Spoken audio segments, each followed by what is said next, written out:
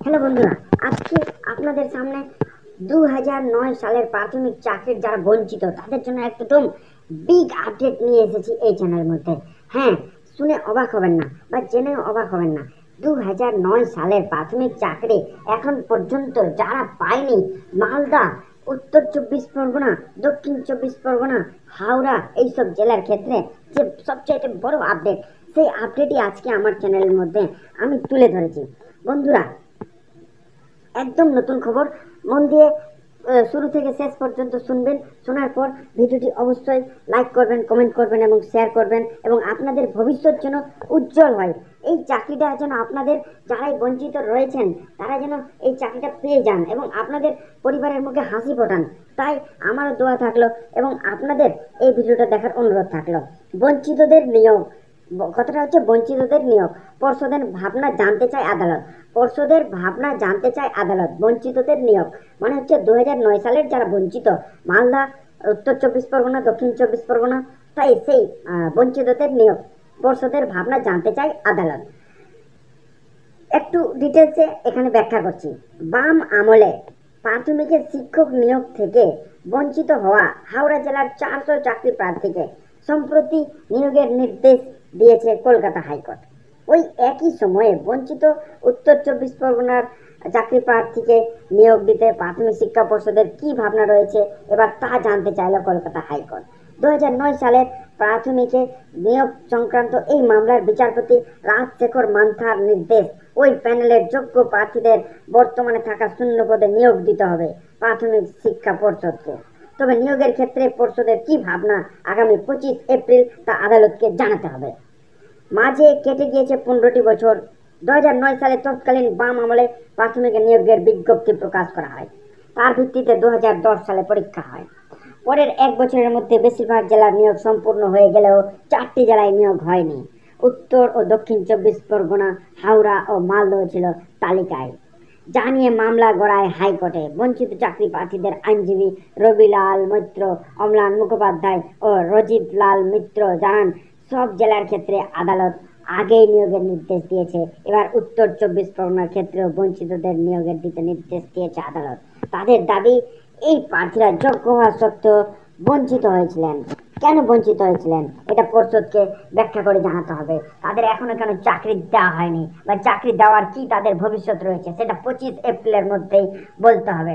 একই ক্ষেত্রে মালদার ক্ষেত্রেও যা লিস্ট বেরোনোর ছিল, যে যা ভ্যাকেন্সি, যেমন 1331টা ভ্যাকেন্সি ছিল, তার 1.5 গুণা প্রার্থীকে যে মেরিট লিস্টে আনতে হতো, ফাইনাল মেরিট লিস্টে আনতে হতো, কিন্তু পর্ষদ তা করেনি। পর্ষদ 1100 সামথিং জনের লিস্ট বের করেছে এবং তাতে 500-600 জন যাই হোক জয়েন করেছে। তারপরে আবার 5% ওয়েটিং লিস্ট বের করেছিল, কিন্তু 5% কেন ওয়েটিং, 1.5 লিস্ট যদি বের করতো তাহলে ওয়েটিং বারবার বের করার প্রয়োজন হতো না। কিন্তু এখনো যারা বঞ্চিত রয়েছে সেই বঞ্চিতদের বা এখনো সিট খালি রয়েছে, অ্যাপ্রক্স মালদার জেলার ক্ষেত্রে 491টি সিট খালি রয়েছে।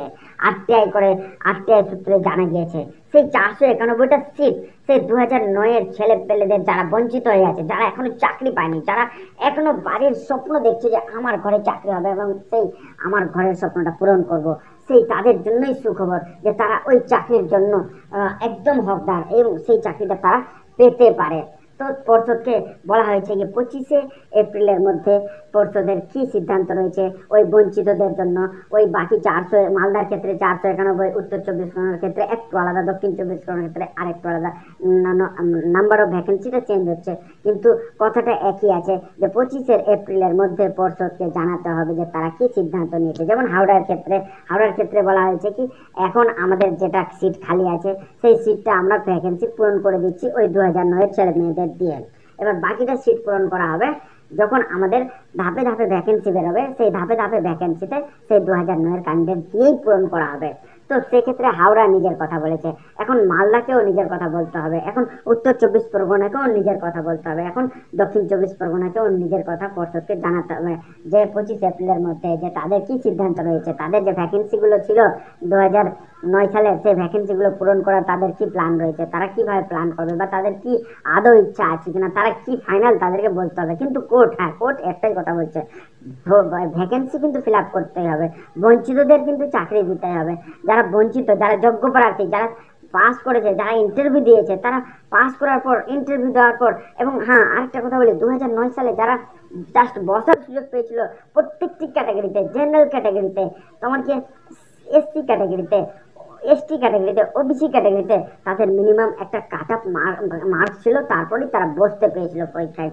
সেই কাট অফ মার্ক না থাকাতে, মানে এক হিসাবে বলতে গেলে একটা ধাপের পরীক্ষা সেখানেই হয়ে গেল, তারপরে দ্বিতীয় ধাপের পরীক্ষা রিটেন হলো, তৃতীয় ধাপের পরীক্ষা আবার রিটেন হলো, চতুর্থ ধাপের পরীক্ষা ভাইবা হলো, তারপরে মেরিট বের হলো।